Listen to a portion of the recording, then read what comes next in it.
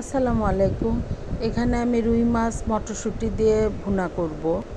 প্রথমে আমি একটি কড়াইয়ে তেল দিয়ে দিলাম, দিয়ে পেঁয়াজ দিয়ে একটু ভেজে আদা রসুন জিরা বাটা হলুদ লবণ মরিচের গুঁড়ো দিয়ে ভালো করে মশলাগুলো কষিয়ে নিব এবং মাছগুলো ভালো করে ধুয়ে নিয়েছি।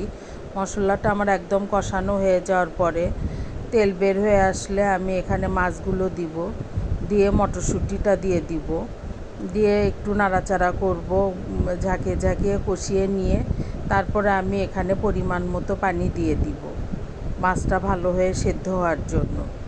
আমি খুব অতিরিক্ত ঝোল রাখবো না এবং আমার এটা বলক উঠে যে নামানোর আগে আগে আমি কয়েকটি কাঁচামরিচ দিয়ে দিলাম।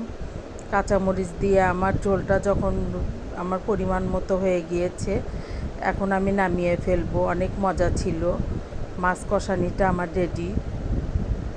কালারটা দেখেন, শুধু কাঁচামরিচ এবং গুঁড়ামরিচ মিশিয়ে করেছি। আসসালামু আলাইকুম।